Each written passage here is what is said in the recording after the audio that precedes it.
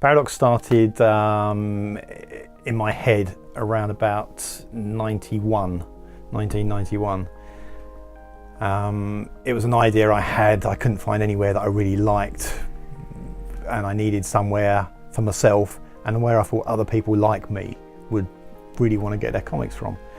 So it took a couple of years of building it all up, and I was working a job, and then in '94 I actually got a shop.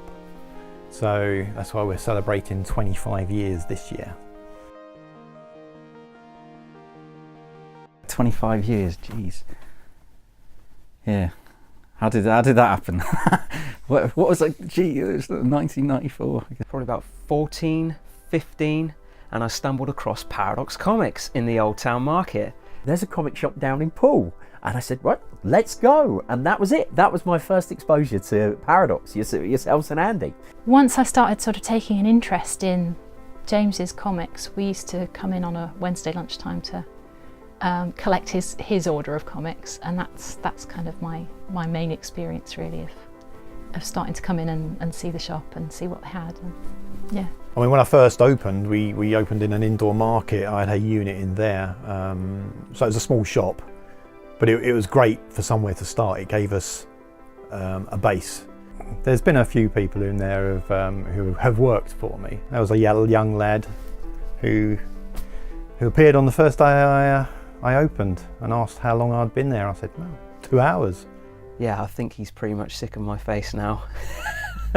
And he's still with me now. I was still at school, so every Saturday I'd come into the shop, help out through the days, meet all the customers, get to know all the customers, get to know Andy more. Then the market was used as much as we could, so we moved on to the high street proper. So we finally had a high street presence, and it's a good shop to start with. Which was kind of like this kind of tiny, petite, but beautifully stocked shop. And Andy and Dan did me a great service in making sure that I was picking up all these titles, and I never missed any of them. I think we're there for a good 5 years, and then we decided to move the shop on the main high street, nearer the quay. But being a bricks and mortar store meant that people knew that where you were, they knew that you were something, rather than I'm not sure what's what there. So it's really nice to have had that all this time. We've now moved one door down into a lovely old building, and it definitely suits our purposes, and hopefully we can just grow from there. Until you've actually crossed over the threshold and become a hardcore collector, it's always a bit overwhelming walking into these places and going, I don't know where to start. So, but it was always a friendly environment. Andy was always very friendly until he got to know me, and then that stopped. But you know, I can understand that. Because we've been going for so long now, we've seen a lot of people come into the shop. And some of them have been with us pretty much since day one, which is scary when you think about it. You know, I've seen people come in, start families and watch their kids grow up, and they're still coming in here. Andy he's the best. He really knows his customers, and that's what I love about it, to watch Andy working. I don't think he realises he's doing it, but he just he's so tactful with everybody. We do get some, we get a wide range of personalities in the shop, as you can imagine, and Andy's just, he's got a kind word for everybody. He's got, he'll look after everyone that comes in, and he'll make sure that everybody's got what they need. Everyone expects Andy to know which comic books you've missed, and you've got to have a good memory of that sort of thing in that respect, and he does, and he finds those comics for you.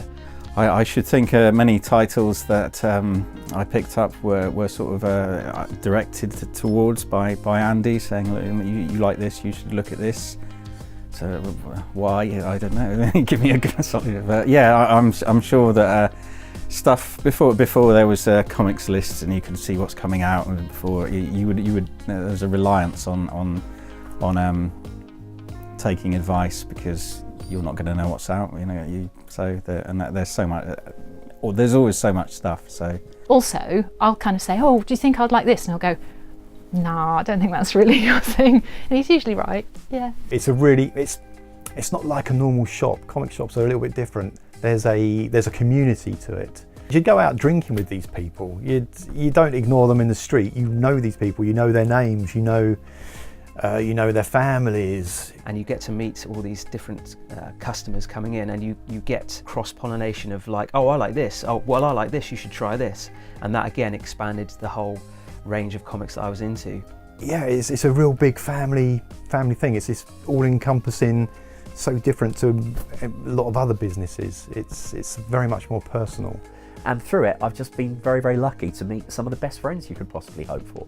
And down through the years as well, being able to come here every week, and Andy's been amazing constantly. There's never been a time where I've gone, Andy, do you think you can get this? He very, very seldom ever goes, no, that's impossible. Yeah, leave that with me. Leave that with me. And lo and behold, a couple of weeks later, there it'll be, and he does it. You know, he never lets you down, and he's just such a solid guy, a brilliant friend. And I'm just, again, it continues to be a constant source of joy in my life, still reading things about superpowered guys punching each other in the face.